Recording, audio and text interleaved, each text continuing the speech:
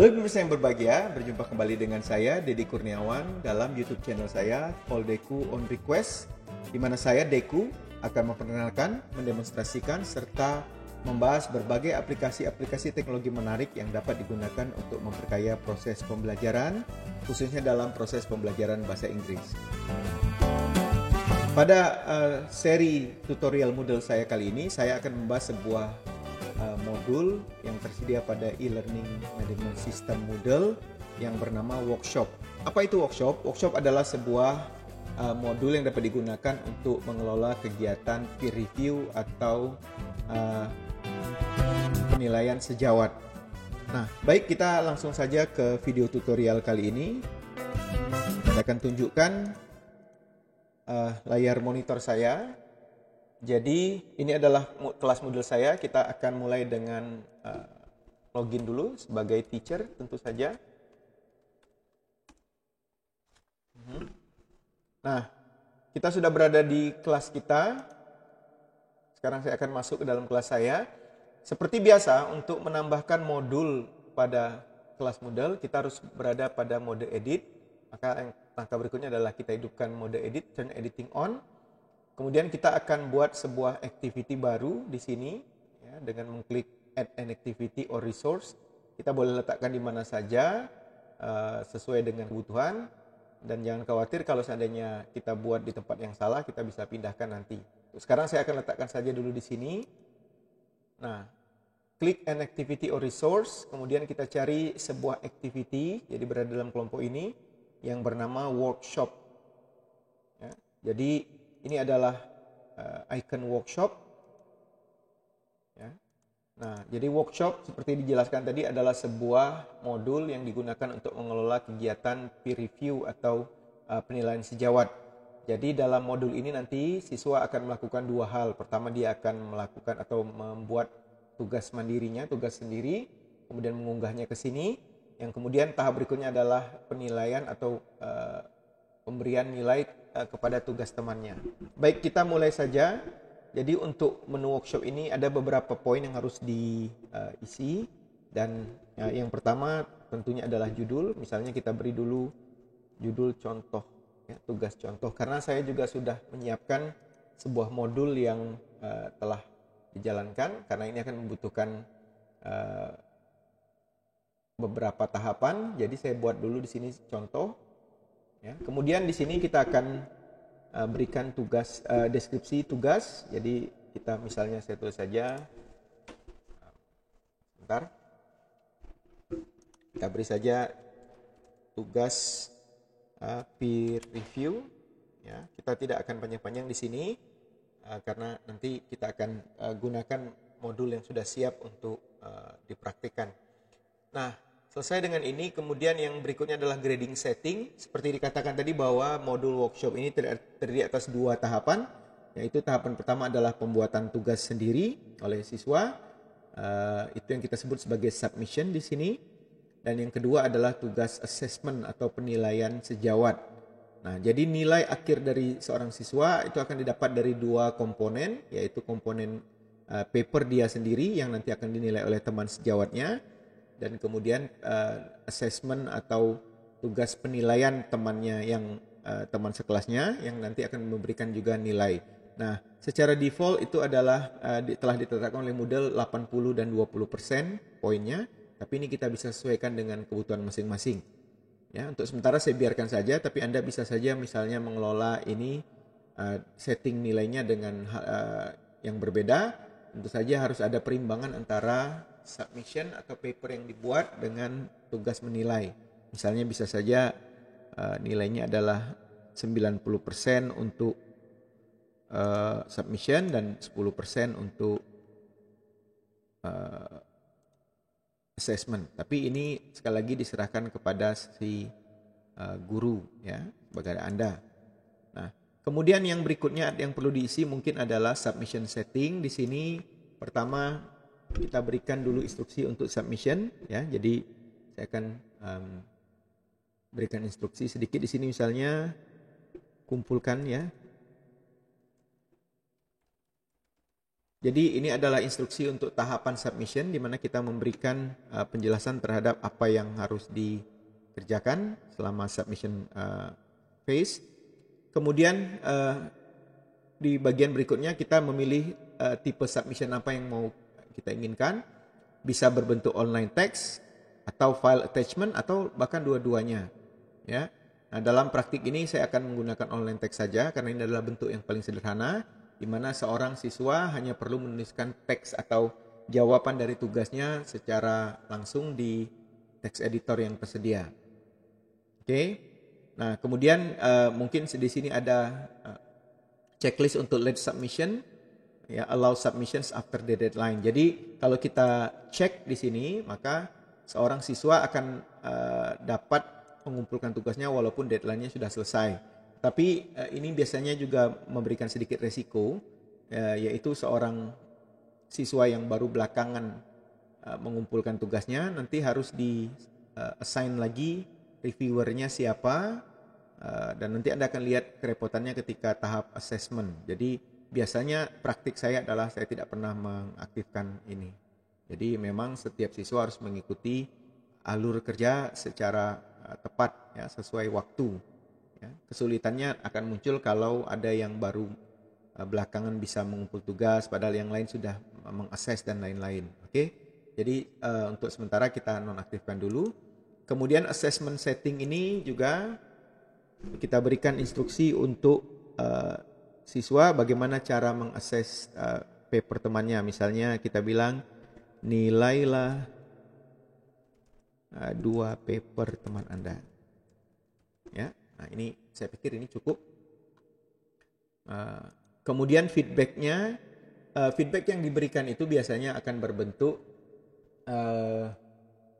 rubrik penilaian, di mana seorang anak bisa memberikan skor terhadap beberapa komponen yang sudah disiapkan seorang guru.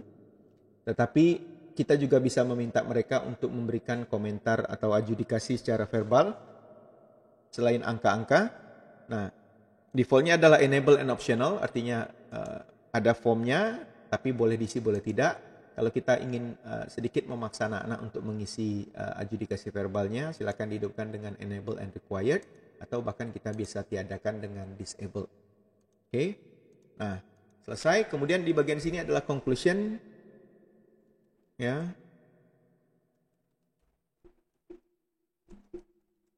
Ya, saya isi sedikit di sini, tetapi ini adalah sifatnya opsional, tapi akan sangat baik kalau kita memberikan conclusion atau kesimpulan bagi anak-anak sehingga mereka tahu apa yang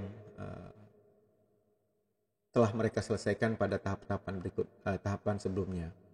Ya, kemudian bagian example submission ini kita bisa menyediakan contoh submission. Jadi kita bisa berikan misalnya kalau paper, oh ini adalah contoh papernya atau format yang harus diikuti dan segala macam kalau perlu.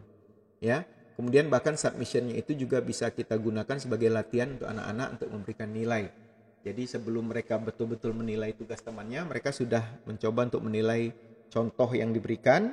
Dan kita bisa menggunakan contoh dari assessment yang kita lakukan sebagai contoh lagi untuk mereka bagaimana cara menilai. Karena praktiknya tidak sesederhana ini, kadang-kadang ada anak-anak yang belum cukup kritis untuk menilai temannya secara objektif sehingga hasilnya juga mungkin akan bias. Jadi ini adalah langkah yang bagus untuk memberikan latihan pada mereka bagaimana cara menilai kerja temannya. Oke, nah ini sifatnya opsional juga, kita bisa abaikan dulu. Nah, yang paling penting menurut saya adalah bagian ini, yaitu availability atau jadwal. Ya. Jadi kita bisa membuat jadwal, misalnya dikumpulkan tanggal 12 dari jam 8 pagi sampai dengan ada, jadi submissionnya dari dan ada deadline-nya. Misalnya kalau saya praktiknya biasanya seminggu itu 4 hari paling tidak atau 5 hari kita gunakan sebagai periode untuk pengumpulan tugas, ya, submission. Kemudian nanti sisanya 2 hari lagi itu kita jadikan sebagai waktu untuk assessment. Jadi dengan jadwal demikian ini anak-anak mereka punya waktu 5 hari untuk mengumpulkan tugasnya.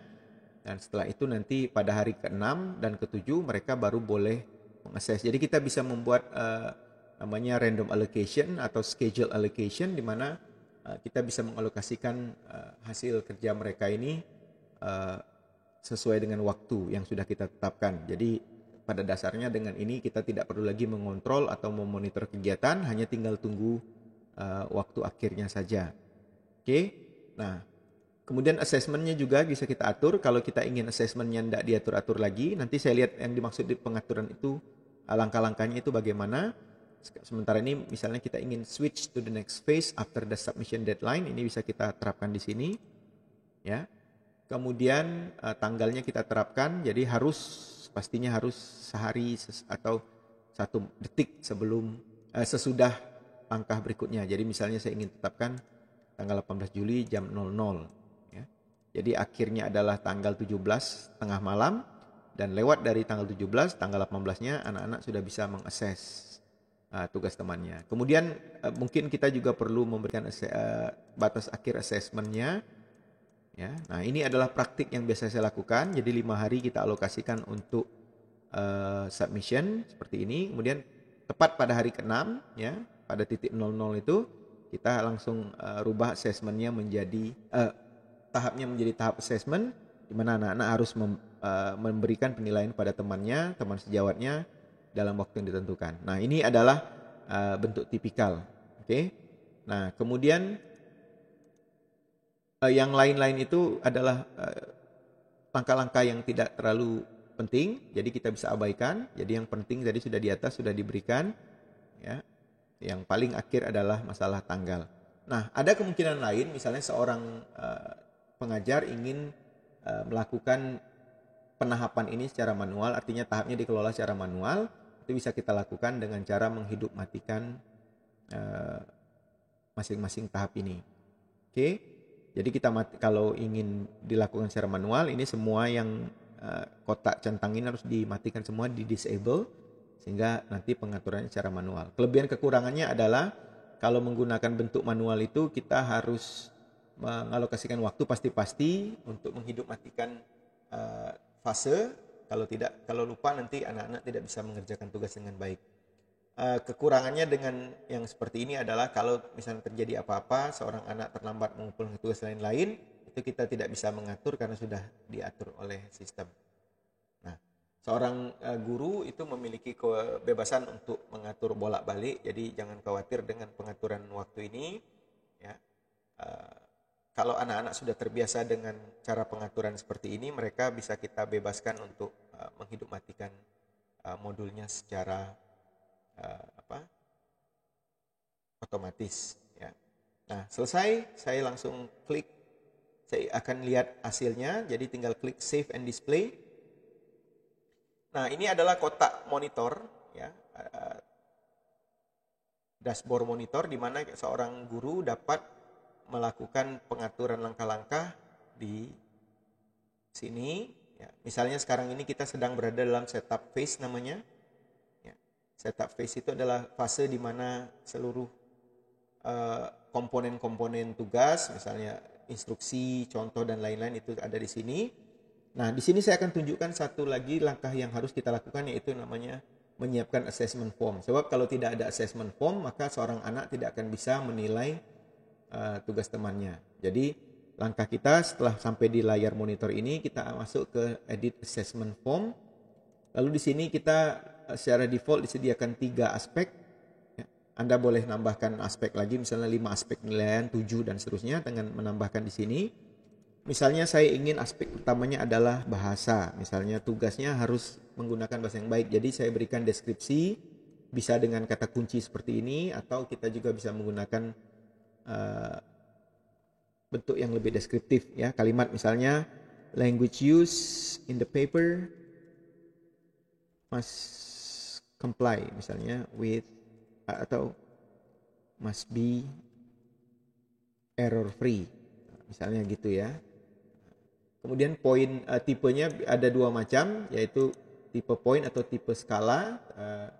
Cuman sayangnya skala itu nanti tidak bisa dinilai, tidak bisa dihitung nilainya, hanya berbentuk deskripsi saja, misalnya baik, sangat baik dan segala macam.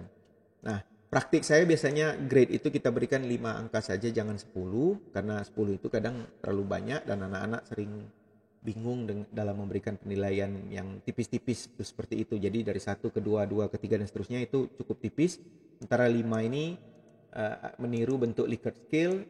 Jadi misalnya 1 berarti sangat jelek, 2 jelek, 3 bagus cukup, 4 bagus, dan 5 sangat bagus. Jadi ini biasanya akan lebih mudah. Kalau kita ingin memberikan penekanan lebih, kita bisa tambahkan weight-nya. Kalau di sini setiap aspek itu nilainya 1, weight-nya 1. Tapi kalau ingin weight-nya lebih tinggi, kita bisa tambahkan weight-nya misalnya 2 poin di sini. Jadi nilai 5 itu akan dikali dengan 2, baru ditotal dengan jumlah keseluruhan poin. Oke, nah ini langkahnya. Kemudian yang kedua aspeknya kita tambahkan lagi misalnya coherence, ya. Nah, ini penggunaan aspek atau rubrik atau kriteria ini diserahkan kepada si guru masing-masing, ya, apa komponen atau kriteria penilaian yang diinginkan dari sebuah tugas. Kemudian di sini saya ingin menggunakan misalnya teknologi, misalnya teknologi yang digunakan sudah tepat guna, baik dan berjalan secara lancar, ya. Nah, kalau sudah selesai, kita tinggal klik save and close. Nah, di sini, ya, setiap langkah yang benar ini sudah dicentang dengan warna hijau. Ini menunjukkan bahwa seluruh tahapan setup itu sudah siap dijalankan, sehingga kita bisa segera melakukan langkah berikutnya. Ya, kalau ada salah satu centang di sini yang masih bermasalah, baik warna abu-abu ataupun warna silang, itu artinya harus segera ditangani. Nah, untuk setup phase ini yang paling penting adalah masalah edit assessment ini, ya, penambahan assessment form. Kalau sudah selesai, kita tinggal majukan ke klik submission phase. Kalau Anda sudah menetapkan tanggalnya, maka otomatis ini akan hidup sendiri. Oke. Nah, di sini ada satu tanda silang merah, yaitu setup schedule allocation. Nah, langkah keduanya nanti adalah setelah submission itu anak-anak harus memberikan penilaian atau assessment. Masalahnya adalah siapa yang akan mengakses siapa yang akan memberikan nilai pada siapa. Nah, di sini adalah masalah allocation namanya. Jadi kita harus mengalokasikan alokasi penilai dan yang dinilai, ya, di sini. Jadi kita klik setup schedule allocation. Sebenarnya ada 3 macam alokasi di sini. Yang pertama manual. Manual itu artinya setiap anak itu nanti sudah terdaftar di sini, ya. Nanti kita akan minta masing-masing untuk mereview, misalnya si A mereview B, B mereview C, dan seterusnya. Tentu saja langkah yang seperti ini akan sedikit lebih rumit karena artinya kita harus menghitung satu persatu untuk memastikan bahwa setiap peserta didik memiliki jumlah review yang cukup atau yang sama banyak, gitu ya. Nah, makanya kita memiliki metode kedua dan ketiga, yaitu random allocation dan schedule allocation. Bedanya apa? Kalau kita menggunakan schedule allocation, maka nanti begitu semua sudah submit dan kemudian masuk ke tahap atau fase assessment, maka secara otomatis setiap anak akan mendapatkan jumlah review sesuai di pengaturannya, ya. Pengaturannya ada di sini di allocation setting, ya. Misalnya setiap submission itu akan dinilai oleh 2 orang reviewer, ya. Jadi kita atur number of reviews-nya itu 2 per submission, 2 per submission. Sebaliknya kalau kita ingin setiap reviewer atau setiap anak itu pasti mendapatkan 2 untuk di-review, ya. Jadi ini jumlah beban yang diberikan kepada anak-anak, sedangkan ini adalah jumlah review yang diberikan pada paper, ya. Jadi ini per paper dan ini per orang, gitu. Nah, silakan kita gunakan yang mana, ya. Nah, kemudian kita menggunakan tombol remove current allocation ini kalau sudah terlanjur ada alokasi. Seperti saya katakan tadi, misalnya ada seorang anak yang terlupa mengumpulkan tugas dan terpaksa harus kita alokasikan ulang. Nah, maka caranya kita bisa mengalokasikan langsung atau kita hapus dan kita ulang dari nol. Masalahnya lagi adalah kalau kita ulang dari nol, anak-anak yang sudah memberikan nilainya itu batal dan dia harus kerja lagi. Jadi memang sebenarnya selalu saya katakan kalau bisa terjadwal dengan rapi, harusnya semua dilakukan dengan jadwal, jadi tidak ada satupun yang ketinggalan di belakang, gitu, ya, sebab resikonya nanti cukup panjang. Oke. Nah, kemudian yang berikutnya adalah participants can assess without having submitted anything. Ini juga adalah kasus yang mungkin terjadi bisa saja seorang anak mungkin lupa atau lalai mengerjakan tugas sehingga dia tidak mengumpulkan tugas apapun atau tidak mensubmit apapun. Nah, kita bisa memberikan kesempatan apakah kita biarkan mereka untuk memberikan penilaian pada temannya, jadi hanya dapat nilai submission, atau mereka memang kita abaikan sama sekali, gitu ya. Nah, kalau saya biasanya saya hidupkan, jadi walaupun mereka tidak mengakses sesuatu, itu mereka secara otomatis tetap diberikan, tidak mengumpulkan suatu tugas, mereka tetap dapat mengakses nilainya. Ya lumayan daripada mendapatkan nilai sama sekali 0. Klik Save Changes, maka nanti ini akan berjalan secara otomatis ya pada tahap assessment. Nah, yang ketiga yang sebenarnya di tengah ini ada namanya random allocation ya, di mana kita bisa secara otomatis bahkan sebelum mereka submit tugas kita sudah bisa memberikan tugas assessment di sini ya. Jadi sebelum mereka mulai mengumpulkan tugas sudah kita tetapkan bahwa si A akan dinilai oleh B dan C, si C akan dinilai oleh D dan E dan seterusnya. Ya. Nah, ini saya tetap misalnya kita contohkan di sini remove current allocation. Oke, dan kemudian yang ini juga kita hidupkan. Kemudian kita klik save changes. Ya. Maka nanti setiap anak itu akan mendapatkan langsung tugas. Ya. Ya, nanti di sini akan ada muncul daftar alokasinya. Oke. Sementara ini kita abaikan saja. Nah, saya akan kembali lagi ke menu tugas monitoring workshopnya di sini. Sehingga kalau sudah selesai ini, maka seorang guru dapat melakukan langkah-langkah lanjutnya dengan cara mengklik tombol masing-masing fase. Walaupun di sini kalau dilihat ada kalender berarti ini sudah secara otomatis nanti tanggal berapa ini? Tanggal 17 misalnya akan masuk ke fase assessment secara otomatis. Tapi kalau kita tidak ingin otomatis, kita boleh langsung switch sendiri. Kita klik switch di sini, kemudian ada konfirmasi.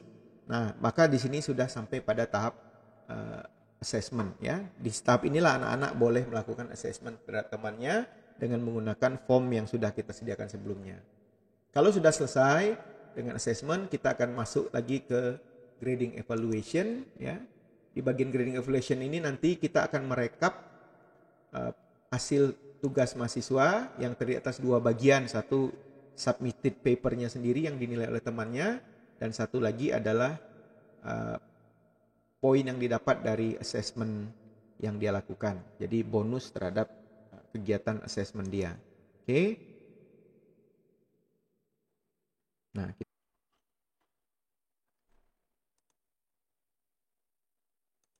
Nah, di sini kita tinggal melakukan konfirmasi untuk masuk ke tahap berikutnya. Nah, pada tahap di sini kita akan perlu melakukan kalkulasi terhadap penilaian. Nah, ini tentu saja dilakukan secara otomatis. Jadi seorang siswa itu akan mendapatkan nilai dari teman-temannya. Ya, ini akan masuk dalam grades received namanya. Ya, kemudian di sini ada grade for submission dia totalnya 80 poin tadi yang merupakan rekap dari teman-temannya. Jadi dengan menggunakan model peer review seperti ini, di mana satu paper dinilai oleh beberapa orang, kita akan mendapatkan nilai yang relatif lebih objektif, ya. Kemudian di sini ada grading evaluation grading evaluation setting, di mana kita bisa mengeset pengaturan tentang objektivitas penilaian. Jadi ada kemungkinan skenario misalnya seorang anak memberikan nilai pada temannya 80, kemudian anak kedua memberikan nilai pada orang yang sama 80, tapi ada kemudian yang mungkin tidak objektif memberikan nilai, diberinya nilai misalnya 50 yang tentu saja jauh, maka nilai ini akan dihitung secara dengan algoritma tertentu yang disusun oleh Moodle, sehingga nanti nilainya tidak akan mutlak didapatkan dari rata-rata, karena berarti kan ada bias dari yang memberikan nilai 50 poin tadi. Oke. Dan tentu saja ini akan mengakibatkan nilainya jadi bisa normal dengan sendirinya. Bahkan kita dapat memberikan penalti kepada anak yang memberikan nilai secara sembarangan atau tidak objektif. Ya. Jadi misalnya tadi ada dua orang memberikan 80, yang satu memberikan 50, maka kita bisa memberikan penalti kepada anak yang memberikan nilai 50 itu dengan asumsi bahwa dia mungkin menilai secara kurang objektif. Ya, karena sesuatu dan lain hal. Nah, ini bisa kita gunakan setting di sini. Misalnya kita bisa gunakan setting very lax, di mana kalau nilainya berbedanya sangat jauh, maka nilai pengurangan nilai terhadap assessmentnya juga akan jadi lebih tinggi juga. Ya, nah di sini belum ada submission apapun, jadi nilainya kosong. Kita akan coba terapkan nanti pada tahap berikutnya. Sekarang kita tinggal tutup tahap ini, ya, kita close, confirm. Setelah ini selesai, maka nanti di dalam tabel penilaian ini seluruh anak akan mendapatkan nilai total dia, ya, dari yang dia dapatkan dari temannya maupun yang dia dapatkan atas penilaian oleh dari dia ke teman yang lain, ya. Nah, bahkan kita punya catatan seorang anak itu memberi nilainya bagaimana gitu, ya, rata-ratanya berapa. Nah, saya pikir ini langkah-langkah dasarnya. Sekarang saya ingin menunjukkan langkah ini dari sudut pandang bolak-balik antara student dan teacher. Sekarang saya masuk dulu ke tugas peer review. Di sini adalah tugas yang yang saya buat sebelumnya untuk contoh. Oke. Nah, kemudian seperti yang dijelaskan tadi, pada tahap ini seorang anak akan bisa submit. Saya akan masuk ke bagian submission. Oke. Nah, saya akan tunjukkan bagaimana cara seorang anak memasukkan tugasnya. Oke, saya switch role dulu sebagai student. Oke, nah di sini ini adalah tampilan siswa. Jadi untuk memasukkan tugasnya atau mengumpulkan tugasnya, dia tinggal klik start preparing your submission. Kemudian di sini kita isi dengan judul, ya, judul misalnya tugas saya gitu, ya, tugas saya. Kemudian kalau misalnya kontennya adalah online text, tadi sudah saya setting online text, maka mereka tinggal mengetik di sini. Tapi kalau yang tugasnya adalah mengumpulkan paper, submit paper, maka papernya yang harus di-download dulu ke komputer masing-masing anak.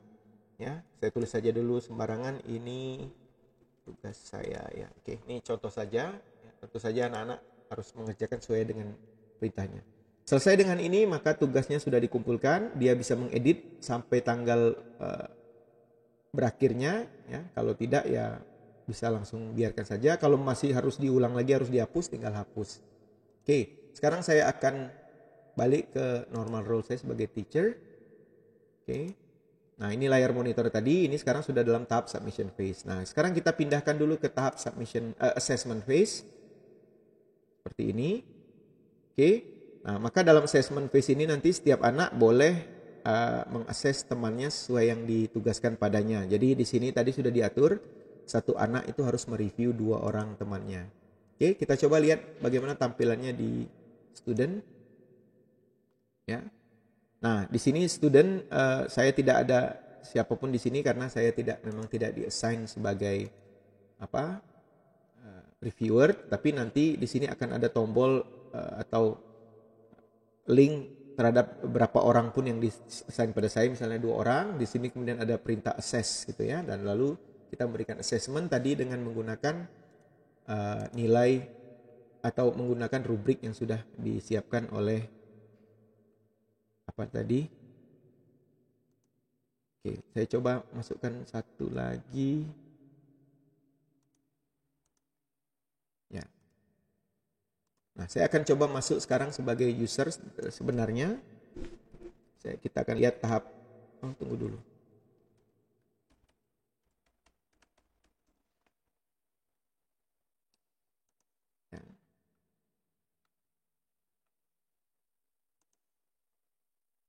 Oke, kita sudah di assessment phase. Sekarang saya akan masuk sebagai student dulu sementara untuk menunjukkan bagaimana cara mengakses.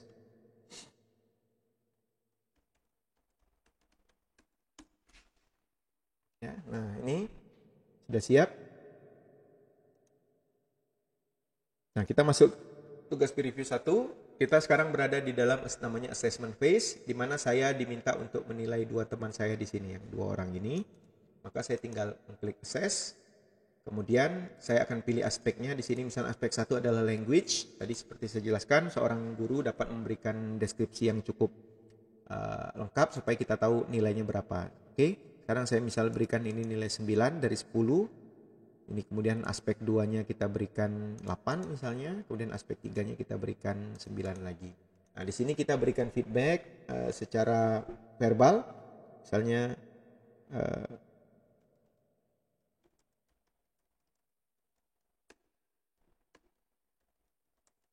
nah, ini selesai. Kemudian kita klik Save and Show Next untuk masuk ke teman yang kedua yang harus saya nilai. Ya, misalnya saya berikan di sini 8, di sini 8, dan ini saya berikan 7.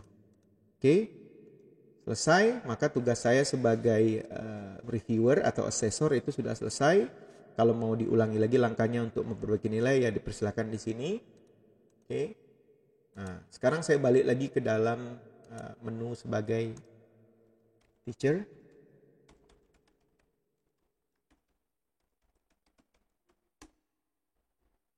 Oke, sudah masuk di sini. Saya masuk kembali ke tugas peer review di sini.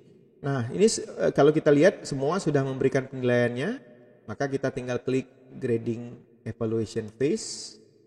Ya, kita klik confirm. Nah, di sini sudah masuk nilainya semua. Nah, sekarang kita akan melakukan recalculation. Kalau kita klik tombol ini, maka nanti nilai akan masuk ke sini, ya. Nah, kita gunakan saja comparison of assessment-nya fair. Kalau kita buat very lax nanti, itu seperti saya jelaskan, kalau seandainya terjadi perbedaan yang signifikan, maka si reviewer akan mendapatkan penalty, ya, pengurangan nilai. Nah, kita coba saja ya, very lax, very strict di sini, dan klik recalculate grades. Oke. Nah, maka ini adalah nilai. Kalau diperhatikan kenapa si ini namanya Dart di sini mendapatkan nilai 14 sementara temannya mendapatkan nilai 20-20. Ini dapat terjadi karena dia hanya mengakses satu orang, padahal yang lain dia mengakses 2 orang, tapi ada satu mungkin yang dia berikan nilainya itu terlalu berbeda dari nilai teman-temannya. Oke. Nah, selesai dengan ini, maka kita tinggal klik close. Ya. Oke, selesai. Nah, maka nanti kita akan dapat melihat grades atau nilai di sini. Saya akan tunjukkan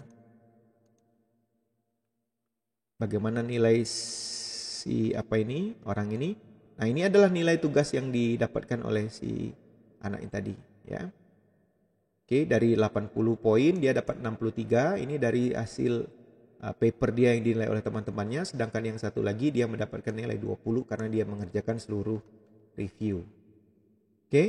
Nah, saya pikir kira-kira demikian penjelasan saya tentang workshop. Memang cukup panjang karena ini adalah sebuah langkah-langkah yang cukup rumit, ya, karena melibatkan banyak komponen. Nah, untuk meringkas ini saya akan tunjukkan video animasi ringkasan langkah-langkah yang sudah kita lakukan tadi, dari mulai menyeting sampai anak-anak mengerjakan tugasnya, ya. Selamat menyaksikan.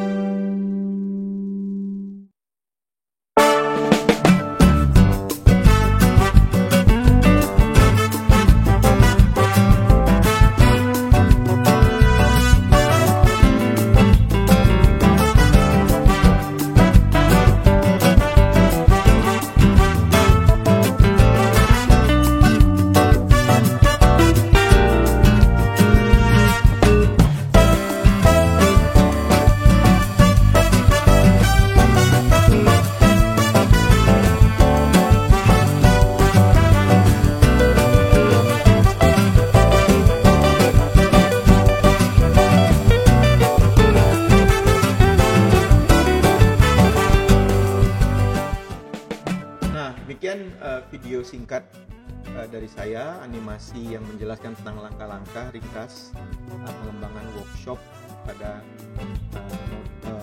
Moodle. Nah, saya harap itu dapat memperjelas keterangan saya tadi tentang bagaimana cara mengembangkannya. Tentu sebagai seorang guru kita harus mengembangkan kreativitas kita sendiri tentang bagaimana cara menggunakan sebuah modul sehingga dapat digunakan dengan tepat pada kelas yang kita kelola. Saya pikir itu saja dari saya pada workshop ini. Terima kasih telah menonton sampai sejauh ini. Ini adalah sebuah video yang cukup panjang dan menjelaskan langkah-langkah yang relatif rumit, tapi sebenarnya dapat dipelajari, dan seiring dengan waktu saya yakin Bapak Ibu akan dapat menggunakan modul workshop dengan baik, apalagi menggunakannya untuk mendorong anak-anak kita untuk mampu menjadi seorang reviewer yang objektif dan kritis. Saya pikir itu saja dari saya. Terima kasih, dan jangan lupa untuk subscribe dan like YouTube channel saya dan video saya. Dan Anda dipersilakan untuk memberikan request atau permintaan video tutorial yang perlu saya kembangkan di masa yang akan datang, yang dapat dituliskan pada kotak-kotak komentar saya. Saya pikir demikian. Terima kasih. Assalamualaikum warahmatullahi wabarakatuh. Sampai berjumpa kembali dalam video-video saya yang lain.